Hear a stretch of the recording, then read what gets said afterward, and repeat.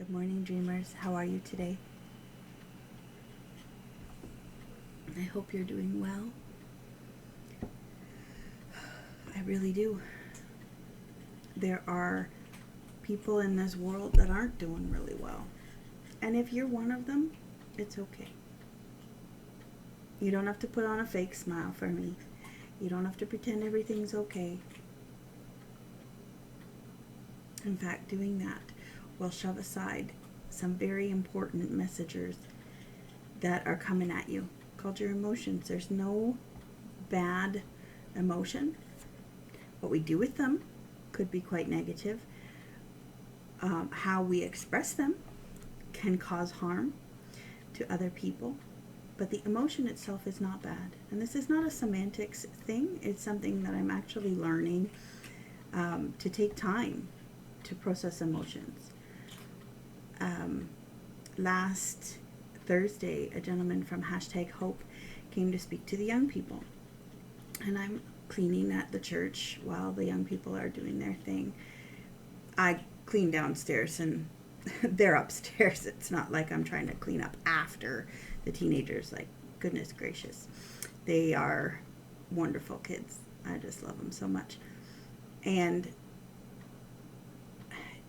I was collecting garbage, so I did go upstairs to collect some garbage, and I caught a little bit of his talk.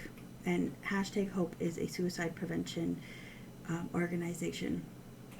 And it was a really great talk. The kids were really paying attention to him, and I'm grateful for that. It's important, and it's not just a topic for teenagers. I've found that out a very difficult way, and I didn't even think my memories were being prompted or my emotions were being prompted. The clinical word for that is triggered. We hear triggered a lot being used by non-clinicians, but it is a clinical word. I didn't think that I was being triggered in my emotions and carried on with life and was really, really busy. And then Friday into Saturday, I had the most horrible, horrible dreams.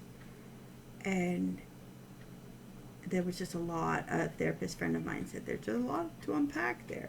He does not unpack them with me because we're friends. I want to keep his friendship and not have him as my therapist. But yeah, there was a lot to unpack, and most of it was just slowing down enough to know that there's emotions even trying to talk. And so the weekend was quite filled with emotions and things that could trigger, and there was lots going on. Jimmy and I on Sunday night, we went to the Trans Day of Remembrance, and it was a vigil where we named off over 400 people just in 2022 that have been killed or have killed themselves because of the abuse they experienced simply because they're trans.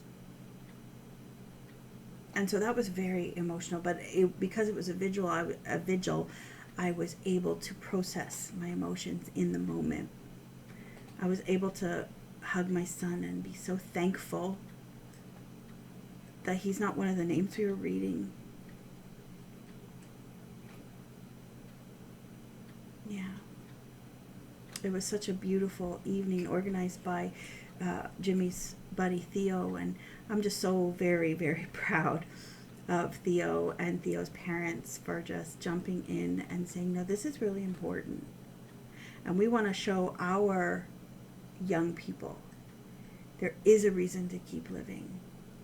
And we're going to protect you as much as we can in this journey that you're on. And we're going to love you no matter where this journey takes you. Because the rhetoric that religious people like me, and I include myself in that, the rhetoric we have used is what causes these lives to be snuffed out far, far too early.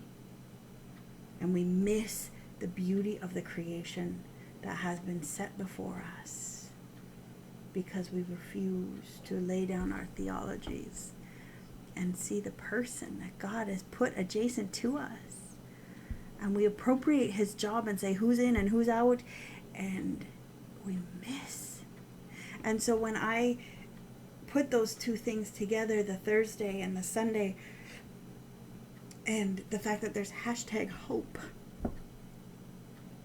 And I think, yeah, that's why the queer community, queer Christians, took the rainbow and said, God, don't forget about us. We need the hope that is found in the story of Noah. The hope that God sees us and he will not overwhelm us anymore. He won't change his mind about his creation. And there's hope for people who have been told they are garbage, for people who have been told they are worthless, for people who have been told they have been created an abomination. There is hope. And I laugh because I say that I live in a world that farts rainbows with 2 queer kids, but man, I don't understand it all. I'm going to be really vulnerable with you right now. I don't get it. Because it's not my, I don't know it. It's not my lived experience. But I know whom I have believed, and I am persuaded he is able to keep that which I've committed unto him against that day. I know that God trusted me with 2 beautiful, beautiful children against all human understanding. When the doctor calls and says, I don't understand, but you're pregnant again. And then I hold a 15-year-old's hand at a trans vigil. I know why God said, I'm going to let you understand the value of a child and the desperation of infertility. I'm going to let you experience it. And you have the privilege of understanding on earth why a lot of people who struggle with infertility do not get to know the answers on earth. But my answer was so that you value the lives I've placed in your hands. And you are willing to journey with them because you have journeyed through pain. You have journeyed through heartache. You have journeyed. And then you've journeyed through rejection. You know what it is to be marginalized. You know what it is to be a second-class citizen.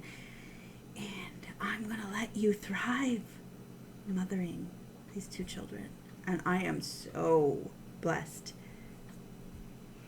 to have a wonderful husband along the journey now. That's a lot of emotions to unpack, and you're helping me. Thank you. I will tell my therapist you did the job today. But it's a lot to unpack. And it's important to take the time to do the unpacking. You ever get home from a trip and your suitcase sits and sits and sits? It's kind of like doing laundry on the weekend, and then the next weekend you need the laundry baskets for the laundry, but there's unfolded clean laundry in those. No, none of you are like that. Take time. That's what I'm trying to say. Is take time to process emotions that are coming your way. It is a holiday season. It is filled with emotion. People we've had to say goodbye to this year. People we've said hello to this year. And knowing that all I can do is love this child today who is colicky and frustrated. And I don't know what to do for them because I don't get it. And I'm tired. It's when all the emotions come, right? Things we've had to deal with. People we need to release from our lives, and people we need to go and say, hey, where are you? I love you. There's a lot to go on between now and the end of the year. Take time for you. Go for a walk, a quiet walk, and process everything. Because you've been created for great things. I don't want to miss them because you're overwhelmed. Know that I love you. Bye.